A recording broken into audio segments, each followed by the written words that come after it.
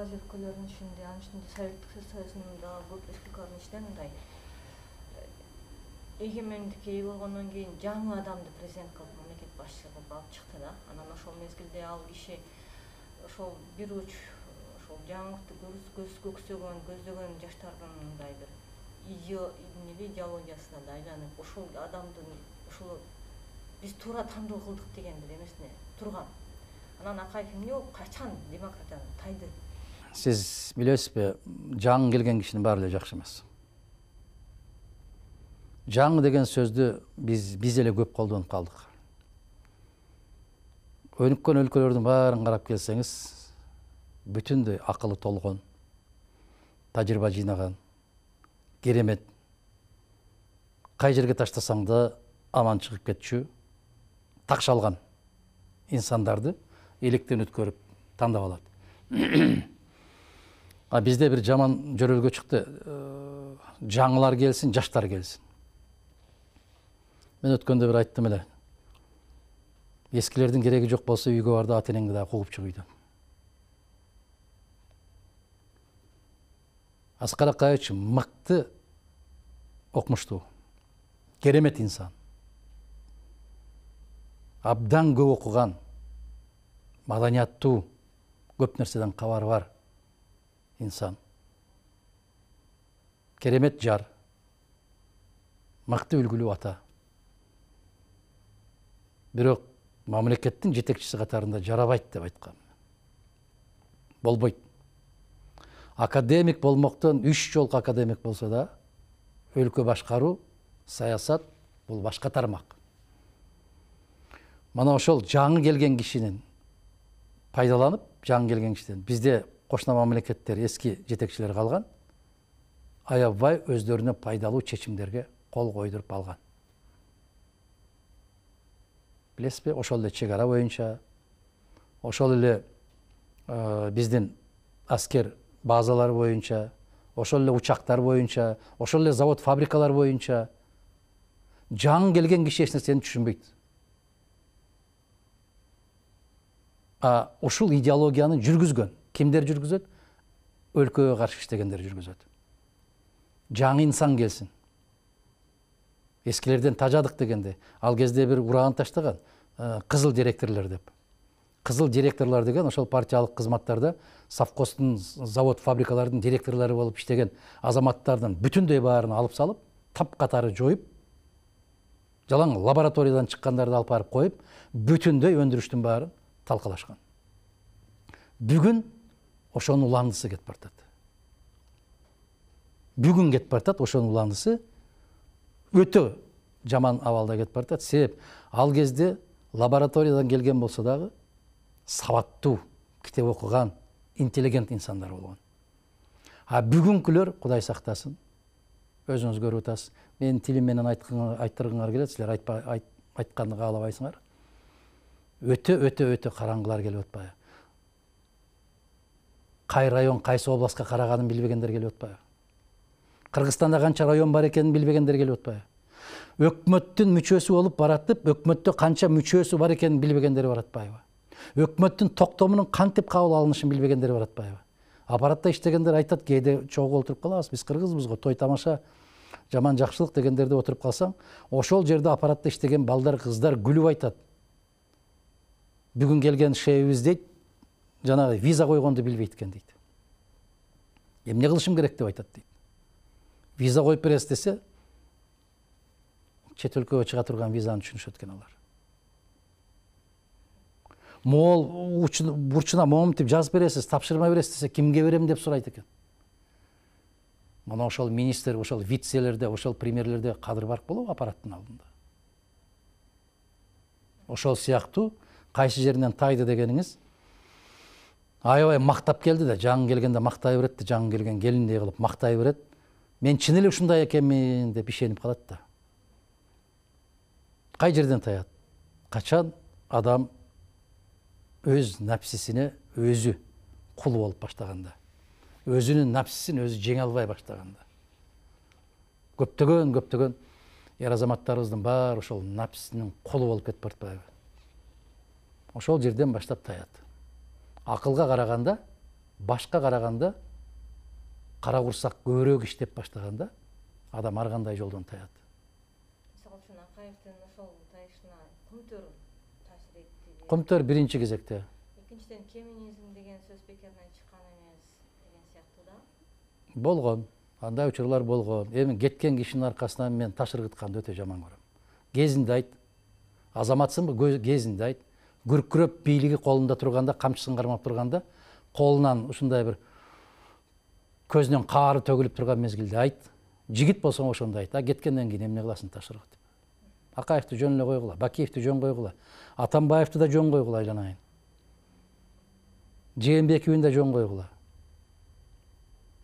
Кезинде айтканбыз биз. Тонналаган сөздөр менен айтканбыз. Ошо кезинде да тескерисинче Мадумаров менен күрөшүп жүрбөдүбү? Буга эмне жакпайт, эмне жакпай атат. А кеткенден кийин мен унчукпайм. Кеткенден кийин ой, таш эмес башка нерсе ыргыткандар толтура болот го. Дахан мырза, сиз кайсы да журналист болуп жүргөнсүз, тармакты билесиз. Ошол эгемендүүлүк учурунда сөз эркиндиги Кыргызстанда оюлтан келгенде оттоп баягы бир журналистиканы таптакыр тескери эме түшүнүп берип салган. Ошол эле асаба, ошол эле айрым журналисттер ошонун эсебинен бүгүнкү күнү дагы жана шыбамай, анан кийин бакма, акча саамай, акча талап кылган журналистика өсүп атат деген пикирлер айтылып атат да. Мисалы, ошол 90-жылдарда көз карансызбыз деген маалымат каражаттарынын менен бүгүнкү салыштырганды айтып атышат. Бирок сиз айырмасын айта аласызбы? Мисалы, республика ошол эле асаба өзүнүн тиражынын гана эсебинен жан баккан деп айтылат да, Печоркадан башкасы. Мен ишенсеңиз 20 жылдан бери колума гезит кармап көрө элекмин. Мен биздин республикадагы чыккан гезиттердин бирөөсүн да карабайм мен. Бирөөсүн да бир да бир телеканалын карабайм. Себеп бир нерсени айтып калат, ушу гезитке ошондой гезит барбы деп чындыгында сурайм мен. Бир жерге барсаң амандашып учурашып калышат. Мен тааныбай атасызбы деп, жок. Мен Баланта телекомпанияда иштейм, Түкүн телекомпанияда иштейм. Мен карабайм, айланайындар. Салыштыруу мүмкүн эмес. Замира. Ал кезде сөз эгемендүү эркинбиз деп канчалык калпагыбызды көккө ыргытып жазганыбыз менен ал кезде баары бир интеллектуалдар жазган. Электрификация деген сөздү туура жаза алган азаматтар, кыздар, жигиттер жазган. Индустриализация деген сөздү туура жазгандар жазган. Өзлөрүнүн пикирлерин айткан. Мүмкүн жаңылышкандыр, бирок чын көкүрөк, чын дили менен айткан. Бирөөлөр баягы айтканын жазган эмес. Кийин барып 95, 96, 97ден баштап кыйшайды. Ал кездеки гезиттерди мен жана сизге айттым. Гезитти гезит кылган авторлор болот. Караңыз, ошол кездеки жазылган публицистикаларды карап көрсөңүз, аябагандай так даана туура жазылган. Бүгүн мен андай макалаларды көрбөйм. Мүмкүн жазып аткандыр, себеп мен карабайм, окубайм аны. Маалыматты кайдан аласыз дейт да. Бүгүн маалымат алуунун кажети жок. Себеп мамлекеттик телекомпаниялар, ага жармашып алгандар, өзүңүз айткандай, таңертеңден кечке чейин сүйлөгөнү калп. Эмне дейсиз? Калп.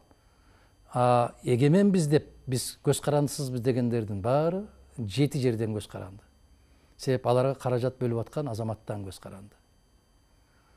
Биз көрүп атабыз го, электрондук дейбизби, социалдык тармак дейбизби, керек болсо жанагы 50ден троллдорду кармап алып отурган ак үйдө 7-кабатта биз башкарып атабыз деген азаматтар өздөрү багып атпайбы, бакма кылып. Кыркыратып кой берип атпайбы. Буга азыркы жетекчилердин башы жетпей атат. Акылы жетпейт, себеп алар дагы өзү бир аз сабатсыздыгы жагынан дүйнөлүк масштабта деле көрүп атабыз. Өтө сабатсыз азаматтар. Акырында келип, бул маалыматтык коопсуздукка өтө катуу сокку урат. аябагандай каттуу соккурат. Биздин өлкө бүгүн бир булакка ишенбеген өлкө. Макулсузбу? Эгер эртең чындап мамлекетке, өлкөгө керектүү бир маалымат таратсаң, эч ким ишенбейт. Себеп маалыматтык коопсуздук жокко чыккан. Ким каалаган маалыматын таратат? Өз алдынча акыл иштетип, өз алдынча жыйынтык чыгарган коом жок да бүгүн. Деп атпайбы, деди деп уктум, деп атышыптыр. Мына кечеки эле шайлоолорду карасаңыз, кандай болду, момундай болду, эмне үчүн билбейм. Эмнеге ушундай бар, айтып атпайбы? Демек, биз өз алдынча ой жүгүртө алган, өзүбүз жыйынтык чыгара алган, өзүбүз көз карашты калыптандыра алган коом болбой калдык. Башка өлкөнүн маалымат каражаты бирдемени таратып койсо, ошого көбүрөөк ишенебиз. Кандай дейсиз? Баягы өксүктүк, аксактык каттуу күчөп келатат. Балан өлкөнүн телеси жазыптыр. Түккөн өлкөнүн гезити жазып атыптыр. Өзүңдүкү 1000 жерден айтса дагы ишенбейсиң дагы, балан жактан жазып атыптыр. Бул эмне? Бул ошол баягы өтө арамдык менен. Өтө арамдык. Мына азыркы мамлекеттик өкмөттүк жетекчилердин көбү ошондой бир фермаларды ачып алып, ошол жерге жанагы бакма кишилерди киргизип коюп, ошо бакмаларга бирдемени куюп коюп, бирдемени жемди чачып коюп, каалаган ырын ырдатып атат. Буга өлкөм көңүл бурбай атат. Бул өтө кооптуу. Мамлекеттик коомду ичинен жарчу бирден бир коркунучтуу маселе ушул. Карап көрүңүз азыр. Рыспайдын ырларын салып койсоң деле момундай. Чубактын мыкты айткан насааттарын айтсаң деле момундай. Элмирбектин элге жетпей калган ыры деп чыгарып койгон экен, ага деле момундай. Эмнеге? Себеп ал жерде көрбөйт, ал жерде окубайт, ал жерде аң сезим, акыл жүгүртпөйт. Айткан тизмелерди берип койгон, мына ушулар чыккан эле, момунтуп баса бересиң, оозуңа келгенде оттой бересиң. Анан ыркырап жатып каласың. Анан кечинде мага көрсөтөсүң, канча жаздың, тыйыныңды аласың. Мына сиз айтып аткан маселе ушул. Бирок ушуну журналист катары силер айтпай, мага айттырып атканыңар өкүнүчтүү. Өтө өкүнүчтүү. Силер да айтпайсыңар муну. Себеп силер да коркосуңар. Силер да этияттанасыңар. Анахан мырза, парламентаризм деген шайлоо боюнча сүйлөшөлү да. Ошол сиз шайланган 95-2000 шайлоочулар менен азыркы шайлоочуларды кайсы жагынан биз салыштыра алабыз? Мен жана айтып өттүм. Жана айттыңыз, ошол кездеги эл уккан информациясын талдап, өзү тандап алчу деп. Азыр укканын эле канча көп болгон сайын ошонун баарын сиңирип атат өзүнө депчи. Талдоого кабилет жетпей калды да. Шайлоочулардын эмеси кандай болот? Талдоого кабилет жетпей калды да. Мына карасаңыз, эгемендүүлүк деп атасыз. Эгемендүүлүккө 30 жыл болуп атабы? Эгемендүүлүк башталгандан бери тарбия деген маселе жок. Ошондо туулган балдар 30-га чыкты. Бүгүн кыргыз саясатынын тагдырын ошол жаштар чечип атат. Ошол кездеги 10 жашар балдар 40-ка чыкты. Не дейсиз?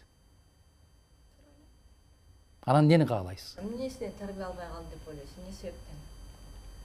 Эмнеге сиз ошентип ойлойсуз да? Ага чейинкилер силер тарбия алгансыңар, андан кийинкилер албай калды. Союздун мезгилинде программа болчу. Союздун мезгилинде эч качан бир сөздөн жаңылган кишини, ката кетирген кишини, ката жазган кишини жооптуу кызматтарга койчу эмес. Сөздөн жаңылган кишини. Бизде география болобу, физика болобу, математика болобу, экономика болобу, баарынан жаңылат. Күндө 7 жолу жаңылышат. Өсүп келаткан балдар, кыздар ошолорду карап атат. Бүгүн билеги күчтүү саясатка кирип атат. Чөнтөгү күчтүү саясатка кирип атат. Акылы толо, тажрыйбасы мол азамат жигиттерибиз, кыздарыбыз, агайларыбыз, эжекелерибиз бүтүндөй жанагындай бейбаштарга орун бошотуп, четке чыгып кетти. Сүрүлүп калды четте. Интеллигенция деген эгер бар болсо, алардын баары четке чыгып калды. Бүгүн академигин авторитет эмес, кадыр баркка эмес. Бүгүн дарыгериң, бүгүн мугалимиң кадыр барктуу киши эмес. Бүгүн камогу бар киши. Бүгүн баякы тиги Келесоонун жигиттери экен, бул Келесоонун жигиттери экен. Өсүп келаткан жигиттерге биз эмне деген багыт берип атабыз? Макулсузбу? Анан кантип анан мени менен талаша бересиңер? Эмнеге силердин кезиңерде тарбия алып, биздин кезде тарбия? Тарбияны ким берет? Тарбияны улуу муун берет. Эгер улуу муунду сүрүп четке чыгарып койгон болсо, ким берет тарбияны? Эгерде бала бакчадагы балдардын баарын тарбиясыз калтырып коюп, тарбиячысын алып коюп, ошолар өздөрү билет, ошолар демократ, өздөрү чечет, каалаганда уктайт, каалаганда ичет, жейт, каалаган мезгилде сыртка чыгып ойнойт деп таштап койсоң, эмне болот? Бүгүн Кыргызстан ошондой. Өздөрү сабатсыз, өздөрүнөн дагы сабатсызраактарды көтөрүшөт жетекчиликке. Кагылайын кыргызым, ушинтип барып бөтөн элге жем болор. Күнгө баратганыңызды билбей атабыз да. Убагында айтып койгон кишини тепкилеп жатып калып атпайсыңарбы? Мына мен 20 жыл баштагы айткан сөздөрдү эстейм мен. 30 жыл баштагы айткан сөздөрдү, ошол эле Сатыбалды Жээнбековдун 30 жыл баштагы жазган макалаларын бүгүн окуп көргүлө. Шералы Назаркуловдун макалаларын окуп көргүлө. Табыл Дегенбердиевдин макалаларын окугула. Карап көрбөйсүңөр. Эмне деген маселелерди көтөргөн? Анда дагы тепкилеп жатып калганбыз. Замира Сыдыкованын макалаларын карап көргүлө. Эмне үчүн ошондон сабак албайбыз да? Эгер ушунчалык акылдуу экенсиң, мейли, макул, улуу муунду четке сүрүп сал дагы, өзүң билип, өтүңдү төрүңө илип ал. Бирок ошону окуп туруп жок дегенде акыл чуркатып койбойсуңбу? Эмне болгон экен илгери? Кандай болгон экен? Эмне сөздөр айтылган экен? Деген маселени караш керек да. Кеп жашта эмес, Замира. Кеп инсанда. Мына эски заманды дагы талкалап, Акаевди дагы, Бакиевди дагы, Атамбаевди дагы талкалап келген азаматтар отурат го. Кандай дейсиз? Жымжырт, эч ким унчукпайт. Себеп алар керектүү. Ар бир келген жетекчиге ошол сыяктуу кубулма, туруксуз инсандар керектүү. Алардын жаштары менден бир топ улуу, бирок алар керек. Сатыбалды Жээнбеков дагы ушунусу менен ыңгайсыз болгон. Аны менен соодалашуу мүмкүн эмес. Сиздин бир сөзүңүз эсиме түшүп атат. 2000-жылкы шайлоодо Куршапка барып бирине жолукканда, талапкерлигиңизди коюп атканда. Мен силерге акча бере албайм. Бирок саан уйларды алып келдим, сайрегиле деген. Жок, мен саан уй деген бирок эми ал жерде сиз мындай атаандаштарыңызды саан уй деп кийин мындай бир мыкты ой жүгүртө билген азаматтардын чыгарганы, мен айткам, инвесторлорду алып келдим. Инвесторлор көчөңөрдү дагы оңдоп берет, көпүрөгүңөрдү дагы куруп берет. Керек болсо күйөөгө чыкчу кыздарыңарга сеп да жасап берет. Атасы жасабаган септи жасап берет. Бирок ошондо мына акча эч кандай каражат чөнтөгүңөрдү мындай таратпай бербей туруп эле Куршаптан сиз. Куршаптан эмес, анда Куршап менин округума кирбейт эле. Өзүңүздүн Өзгөн районуна. Өзгөндө Карасултан Турсунбай Бакир уулу, эсиңизде болуш керек. Ибрагим Жунусовдор эле албайча калышкан. Ушундай бир бар ал кезде бир элде ишеним бар болчу. Сөз. Бүгүнкү шайлоону көрүп атабыз. Канча жолу мурда 4 жылда бир жолу шайлоо болсо, азыр 1 жылда 4 жолу. 5 жылда бир болчу. 5 жылда 1 жолу болсо, азыр 1 жылда 5 жолу болот да. Ошонун бир айырмасына салыштырып көрбөйлү дегеним да. Мен айттым аны, Замир, азыр эле айтып бердим. Аябай тепкич мен айтып бердим. Кайра эле ушул суроону берип атасың. Жаштар дегениңизди ошого эле кошуп коебуз дейсизби? Мен айтып бердим дейм, кайра майдалагандан эмне. Ал кезде айтып атпайбы, адамды издечү. Азыр акчаны издейт. Мейли эртеңки күнү эмне болсо ошол болсун дейт. Тобокелге салат. Ошол тобокелчилик менен биз жардан кулап баратабыз. 2 сааттык рахат. 2002 жылы Асыл окуясынан кийин бир калаш чыгарган болчу. Ишине жарашат ушага деген жазуусу менен. Анан эми сиз айткандай ушундай шайлоочулардан кандай парламент, кандай депутаттар шайланып келиши мүмкүн? Ал коомдон көз каранды. Коом кандай болсо ошондой болот. Жараткан Аллах айтат, чындыгында жетекчиңер өзүңөрдөн дейт. Өзүң кандай болсоң жетекчиң ошондой. Мына караңыз, Ош шаарында, Бишкек шаарында шайлоолор жокко чыгып атат. Ондогон, жүздөгөн миллион сомдор кетип баратат. Шайлоолор бузулду дейт. Эмне үчүн десе, мыйзам бузуулар болду. Мыйзамды ким бузду? Көрсөтчү. Айтчы. Бир-экөөн Модумаровдун артынан түшө бербестен ошолордун артынан түшүп кармачы. Акча таратып аткан, ун берип аткан, май, чай берип аткандарды кармачы. Эмне үчүн элдин чөнтөгүнөн жүздөгөн миллион сомду сен сапырып атасың? Акылыңа келбейсиңби? Ош шаарында экинчи жолку шайлоо жокко чыкты. Бишкек шаарында жокко чыкты. Токтотпойсуңбу, карабайсыңбы, иликтебейсиңби? Ошол элдин шайлоого болгон ишеними, жаратам деген жүрөгүңдөгү ак бир сезим, тилек болгон болсо ошону жасабайсыңбы? Жок, өзүң кара мүртөсүн, өзүңдүн жүрөгүң кара. Сен айткандай болбой калды, демек жокко чыгыш керек. Түшүнүп атасызбы? Анан уламдан улам ар 2 айда шайлоо өткөрө берген болсо, шайлоо деген ашмалтайын чыгарып бүтү го. Азыр Бишкектен көрөсүз, эртең 11-inde 10% да эл барбайт. 10% барбайт. Себеп мен бүтүндөй шаарда басып жүрүп, жөө жүрүп, бар сүйлөшүп жүрүп, бир да киши барбайт шайлоого. Бирок көрөсүз, саат 6-га чейин 30% катышат, саат 6-дан 8-ге чейин 55%га чыгарат. Арам нерсеге качан кантип ишенет адам? Ким ишенет ушуга? Бүтүндөй арам го. А эгер мыйзам бузуу болгон болсо, кайсы партия бузду? Неге жазалабайсың? Неге шайлоого кеткен бүтүндөй чыгымдарды ошол көпөстөрдүн чөнтөгүнөн толтурбайсың? Неге? Ким сага тоскоолдук кылып атат? Сен каалабайсың аны. Неге уламдан улам элдин чөнтөгүнө кол салып, баланча миллион кетти, түкүнчө миллион кетти деп элдин чөнтөгүнөн аласың? А эмнеге жогорку кеңешке шайлоону өткөрбөй атасың? Себеп коркосуң. Жогорку кеңешке шайлоо өткөн жылы декабрда өтүү керек эле. Мына караңызчы. Калп декабрда өткөрөбүз деди. Калп январда өткөрөбүз деди. Айттыбы? Айттыбы? Калп биз мартка чейин бүтүрөбүз деди. Дедиби? Калп майда бүтүрөбүз деди. Дедиби? Калп. Айланайын. Жетекчиң ушундай калп болуп атса, калптын казаны кайнабайт дегенди мен айткан жок мында. Кандай дейсиз? Анан кайдагы сенин куржуның толот? Кайдагы казаның кайнайт да, кайдан элиңдин курсагы тоет? Калпты дагы мындай ченеп, айтчы дегенге мажбур болуп калдык да. Такыр айтпа дегенди башта талап кылчу. Азыр жок дегенде ченеп айтчы дейсиң. Бир күндө 5 калпко. Калп ушунун баары. Же мен башка өлкөдө жашап атамбы? Кандай дейсиз?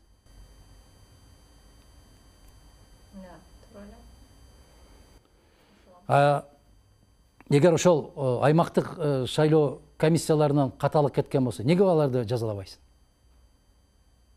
Неге сенин бийлигиңе, сен тарабыңа, сенин досторуңа эки сөз айтып койгондордун баарын камакка аласың дагы? Неге ондогон миллион сом улуттук казынага зыян келтирип аткандарды неге унчукпайсың?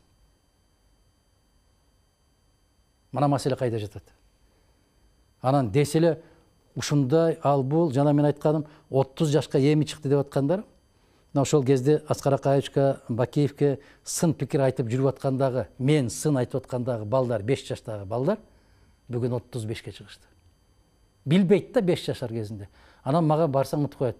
Башта неге айтпадыңыз деп коюшат. Анан башын жерге салып коет, күлүп, арсыз.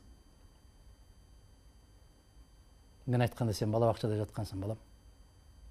Мен айтып жүргөндө сен мектепке де бара элек элең. Ушундай.